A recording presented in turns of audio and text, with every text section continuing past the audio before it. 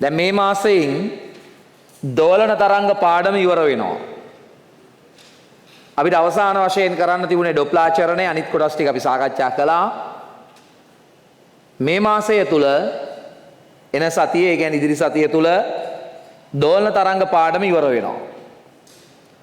නොවැම්බර් මාසයේ ඉඳලා හරියටම මාස 6ක් නොවැම්බර්, දෙසැම්බර්, ජනවාරි, පෙබරවාරි, මාර්තු, අප්‍රේල් ගෙවෙන තැනදී පාඩම් එකක් හැර ඉතුරු ඔක්කොම ඉවර කරන එක තමයි අරමුණ.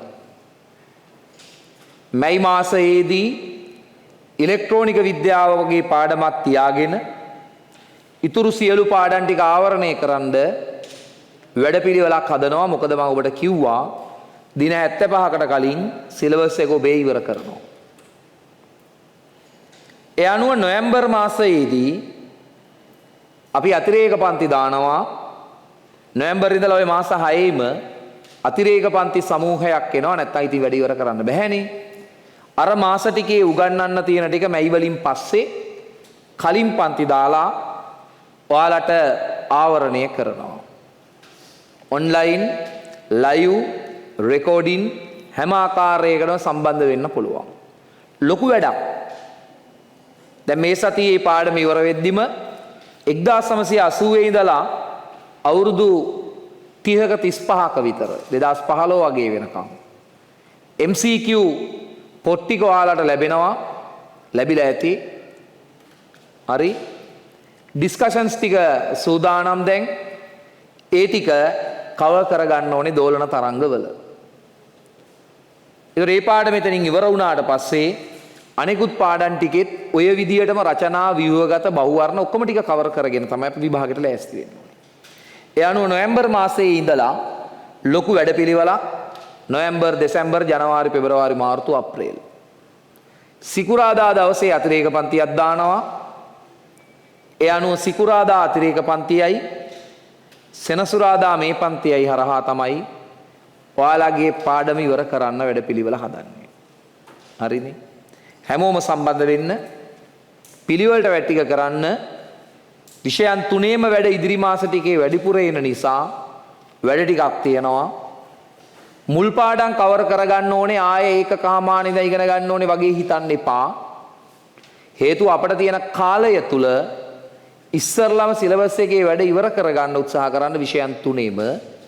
එහෙම නැත්තම් පුළුවන් ඒවම ටික ටික කර කර පුළුවන් ඒවම ටික ටික කර කර හිටියයි කියලා ප්‍රතිඵලයක් ගන්න බෑ.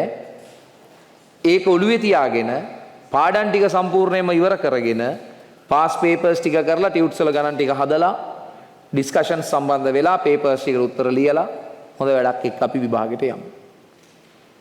හැමෝගෙම උවමනාව තමන්ගේ ප්‍රතිඵලයේ බවට පත් වෙනු ඇත. ඒ වගේම තමයි දන්න යාළුවන්ට පොඩක් පන්තිය ගැන කියන්න. මේ දවස්වල පාඩමක් පටන් ගන්න පෝස්ට් එකක් දැම්මත් ඒකට පන්ති යන්න එපා කියලා කමෙන්ට්ස් දාන්නම වෙනම කණ්ඩායමක් ඉන්නවා. ඩොප්ලාචරණය නම් පටන් ගන්න. ඒක මම දැක්කා දැන් චරිත වල එහෙම ෂෙයා කරලා තිබුණා. ඒගොල්ලන්ටත් බැලලා තිබුණා මූ වගේ එකෙක් ගේව මොකටද ෂෙයා කරන්නේ කියලා. මාර වැඩක් ඉතින් ඈ. වෘත්තියක් විදියට මේක කරලා ඒකෙන් ලැබෙන වැටුපෙන් ජීවත් වෙන ගමන් රටේ මිනිස්සුන්ට මොනවා හරි දෙයක් කරන්න ඕනේ කියලා හිතලා දේශපාලනයට ගියාම දේශපාලන කතා පන්තියේ කියන්නෙත් නැහැ. මොකුත් කියන්නේ නැහැ. දන්නවනේ ඔබ එහෙම කියන්නේ නැති බව. මේක හරි කියන්නේ අර පෝස්ට් එකේ හින්දා. දේශපාලනය කරන මිනිස්සුන්ට හොරගම් කරන්න එපා කියලා රටේ මිනිස්සු කියනවා. මම ඒකට එකගයි. ඒ හින්දා රස්සාවක් කරලා දේශපාලනය කරනවා. රස්සාව කරන්න එපා කියලා මිනිස්සු බයිනවා. මෙහෙම රටක් හදන්නේ කොහොමද කියලා හිතනවලකෝ. ඔබ කවදාද දවසක රැකියාවක් කරන ගමන් කාට හරි සේවය කරන්න හිතනවා. ඒ සේවය කරන එකෙන් කීයක්වත් රුපියලක්වත් හොරගම් කරන්නේ නැහැයි කියලා ඔබ හිතනවා. රස්සාව කරන්න එපා කියලා ඔබට බයිනවා. ඊළඟට ඔබ තල්ලු කරන්නේ අතන තමයි. මේක ලේසි රටක් නෙමෙයි ඈ.